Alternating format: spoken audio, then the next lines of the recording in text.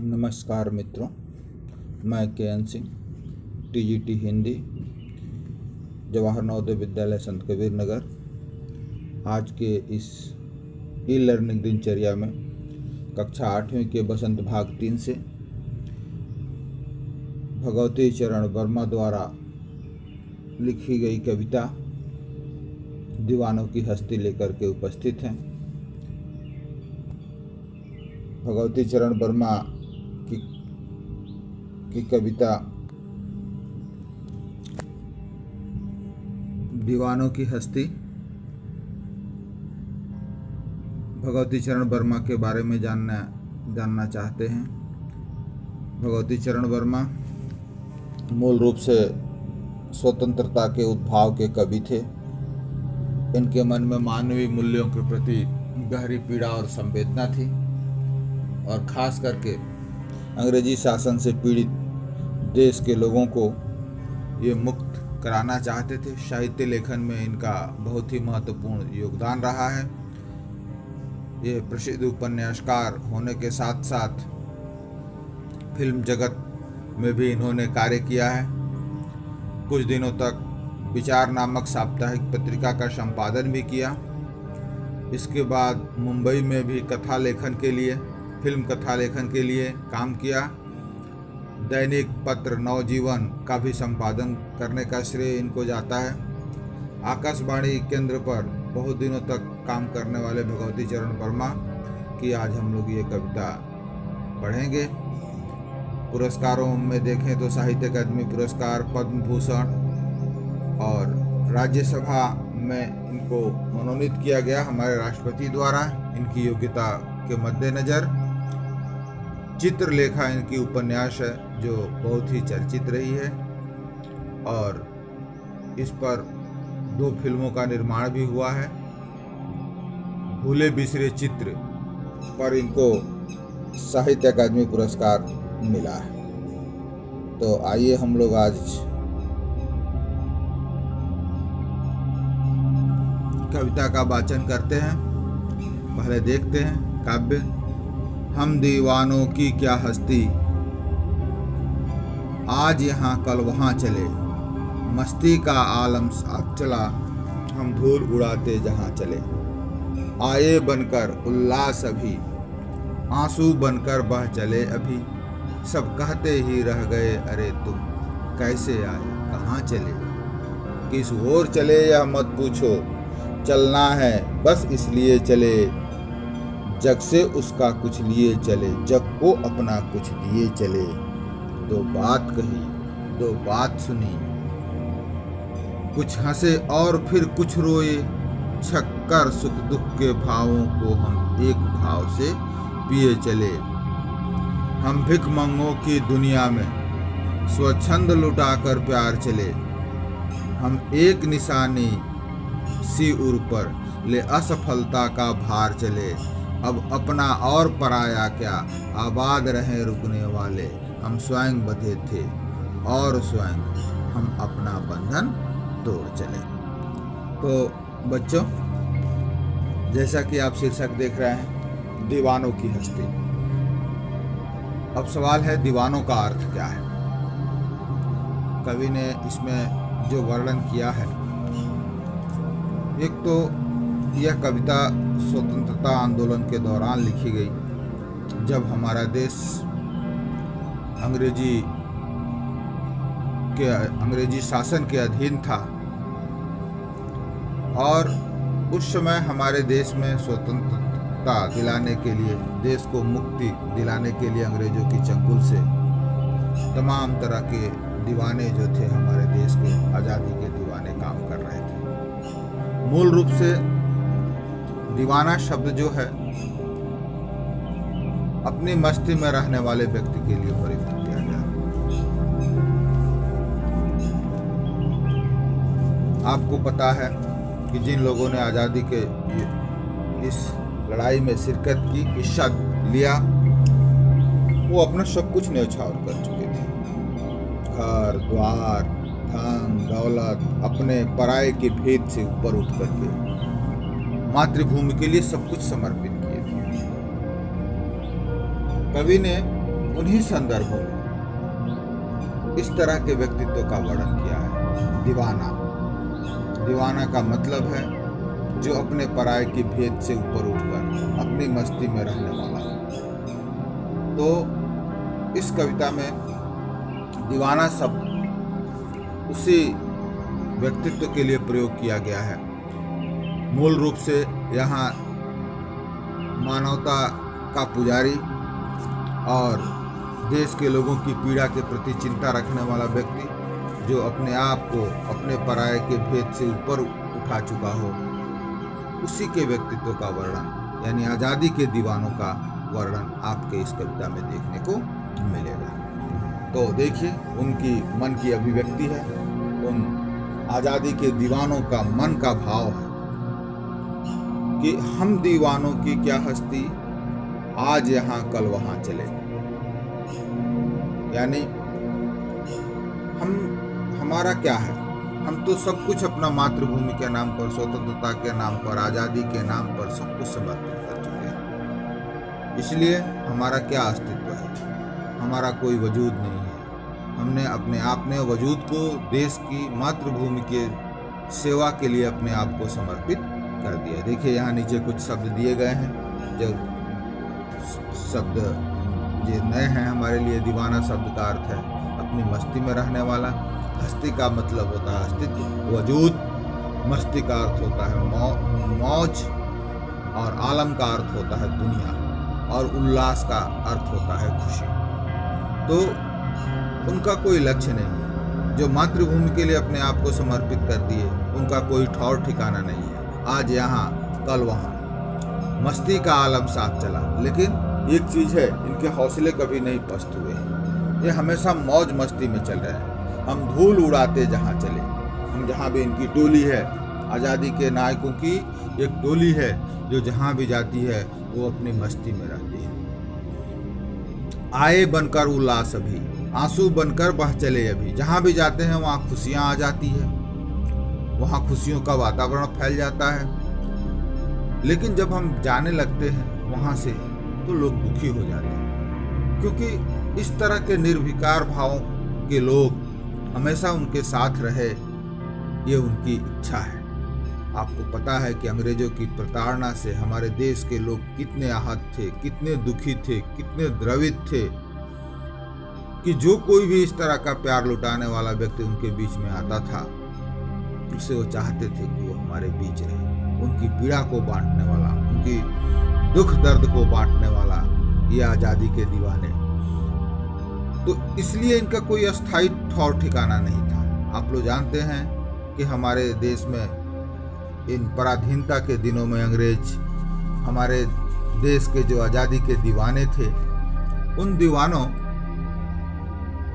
के ऊपर कड़ा पहरा रहता था। इसलिए वो हमेशा अपना ठौर ठिकाने बदलते रहते थे, आज यहाँ कल वहाँ, क्योंकि उनको इस क्रूर, अत्याचारी, अन्यायी अंग्रेजी शासन के शिकंजे से बचना भी था, और अपने देश के लोगों के हृदय में एक उत्साह, एक खुशी और एक आनंद भी पैदा करना था। यही इनके जीवन का लक्ष्य था, यही इनकी दीवानगी थी। ये दीवानगी क्या है? तो आज़ादी की दीवानगी है, मातृभूमि के प्रति दीवानगी है, भारत माता के लिए दीवानगी है, इस देश को गुलामी के बंधन से मुक्ति दिलाने के लिए लड़ने की दीवानगी है। तो इसलिए जहाँ जाते वहाँ खुशी आ जाती, क्योंकि इस देश के लोगों की पीड़ा को बांटने वाले बहुत कम लोग थे। अंग्रेज तो सिर्फ अन्याय का कुचक्र चलाते थे। तो आंसू बनकर बह चले अभी, जब भी हम उस जगह को छोड़ते थे तो लोग दुखी हो जाते थे, उनके आंसू बहने लगते थे। सब कहते ही रह गए, अरे तुम कैसे आए, कहाँ चले। सब लोग इस आज़ादी के दीवानों की चाह हमारे देश के लोगों के पास, सबके पास थी। सब लोग चाहते थे कि ये रुकें, ये ठहरें। फिर लोग, दूसरा बंद है, देखिएगा कि किस ओर चले यह मत पूछो, चलना है बस इसलिए चले। इनका कोई लक्ष्य नहीं है, इनका कोई टारगेट नहीं है, ये पूरा देश उनका है। इसलिए ये अपने पूरे जीवन काल में चाहते हैं कि कम से कम समय में ज़्यादा से ज़्यादा लोगों से हम लोग मिल सकें। इसीलिए इनका कोई लक्ष्य नहीं है, क्योंकि ये अपने पराये की भेद से ऊपर उठ चुके हैं। किस ओर चले यह मत पूछो, चलना है बस इसलिए। जीवन का कोई लक्ष्य नहीं है, जाना हमें सबके पास जाना है। हम जहाँ चल देंगे वही मेरा अपना होगा। चलना है बस इसलिए चले, जग से उसका कुछ लिए चले, जग को अपना कुछ लिए चले। हमने संसार को बस चलना है बस इसलिए चले, जग को उसका कुछ लिए चले। हम जहाँ भी जाते कुछ तो कुछ मिलता। क्या मिलता? प्यार मिलता, सहानुभूति मिलती। जग को अपना कुछ दिए चले और हम भी लोगों के बीच प्यार बांटते चलते, लोगों की दुख दर्द और पीड़ा में सहानुभूति बांटते चलते। यही है लेना देना। लेना मतलब लोगों का स्नेह लेना और लोगों के प्रति हमदर्दी बांटना, यही लेना देना है जग का। दो बात कही, दो बात सुनी। हमने अपना भी उन पीड़ा बताया और उनकी भी पीड़ा सुनी। कुछ हंसे और फिर कुछ रोए। कुछ लोग दुखी भी हुए और कुछ लोगों की पीड़ा की वजह से हमें कष्ट भी, वो भी देखा। ये दोनों चीजें हैं, लेकिन मेरे लिए दोनों भाव निर्विकार है, एक जैसा है। छक्कर सुख दुख के घूंटों को हम एक भाव से पिए चले। ये देखिए, जग का अर्थ होता है संसार। छक्कर पीने का मतलब हुआ तृप्त हो गए। एक भाव मतलब एक एहसास से हम चले। हम भिखमंगों की दुनिया में स्वच्छंद लुटाकर प्यार चले। कभी आगे कहता है, इस देश के लोग भिखमंगे का मतलब इस देश की जो जनता है, जो दुखी है, जो द्रवित है, जो त्रस्त है, जिनके जीवन में प्यार का अभाव है, जिनके जीवन में सुख का अभाव है, इस सुख के अभाव के लिए, इनके वजह से इनको भिखमंगा कहा गया। सहानुभूति का अभाव है और इस देशवासियों के लिए प्रयुक्त किया गया है जो अंग्रेजी शासन से दमित है, जिनके ऊपर अंग्रेजी शासन का दमन चल रहा है। हम उनकी दुनिया में गए, उनके संसार में गए और स्वच्छंद लुटाकर प्यार चले। मेरे दिल में जो था, मैंने जो सहानुभूति जो था, वो सहानुभूति हमने उनसे बांटी। हम एक निशानी सी उर पर ले असफलता का भार चले। लेकिन ये जो प्यार बांटने का जो काम हम कर रहे हैं, लोगों की पीड़ा, लोगों के दुख दर्द में शामिल होने का जो कार्य कर रहे हैं, हम इसमें पूरी तरह से सफल नहीं हैं। अभी भी हम लोगों की दुख दर्द को बांट करके पूरी तरह से उनको निजात नहीं दिला पाए, क्योंकि जब तक देश अंग्रेजी शासन की गुलामी से मुक्त नहीं होगा, तब तक ये हम अपने कार्य में सफल नहीं हो पाएंगे। सवाल है कि लेखक को किस बात की असफलता है?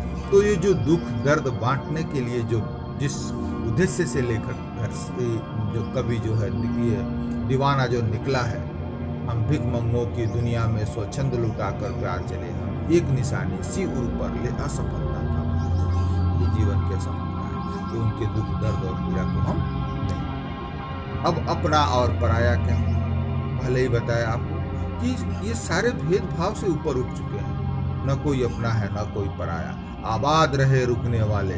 जो रुकने वाले लोग हैं वो आबाद रहे, क्योंकि कवि जो दीवाना है उसके जीवन में ठहराव नहीं, वो रुकता नहीं है, कहीं मोह माया के बंधन में बंधता नहीं। हम स्वयं बंधे थे, हम जहाँ जाते हैं वहाँ लोगों की पीड़ा सुनते हैं, दुख दर्द सुनते हैं, उनके स्नेह में बंधते हैं।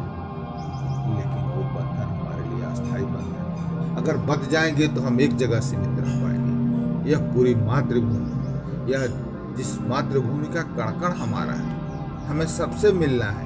इसीलिए हम अपने आप को बांटना नहीं चाहते, इसीलिए हम बनते हैं और अपने बंधन को तोड़कर चल देते हैं। इसीलिए मेरा कोई अस्थायित्व और ठिकाना।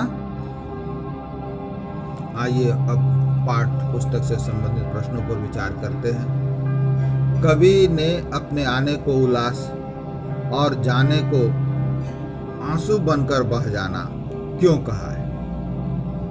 स्वाभाविक है, आपको बताया मैंने, जब जैसा कि हम लोग काव्य की जब व्याख्या कर रहे थे तभी बताया कि इस देश के लोग वेदना में हैं, दुख में हैं, पीड़ा में हैं, और उनकी सहानुभूति बांटने वाला दीवाना जब भी उनके बीच जाता है तो उनके अंदर एक खुशी की लहर बन जाती है, एक उल्लास पैदा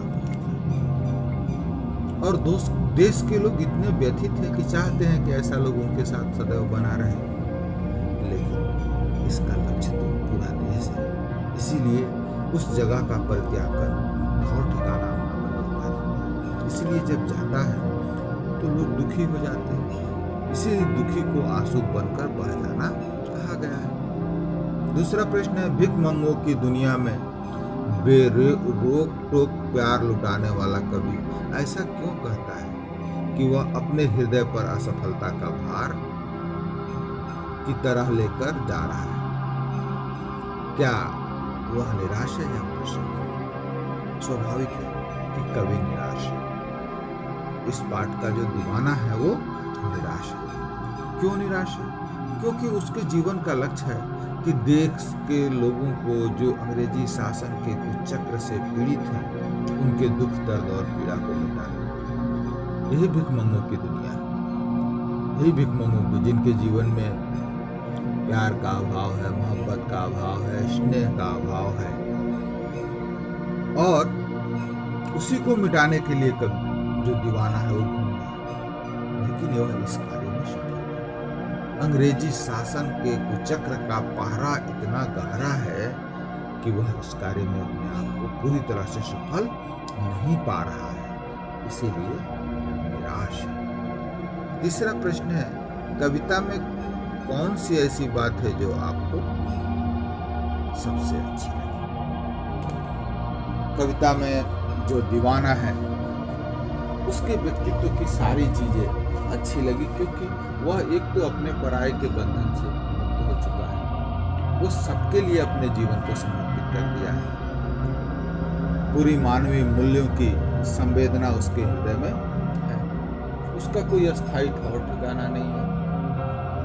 वह लोगों के दुख और पीड़ा में शामिल होना चाहता है।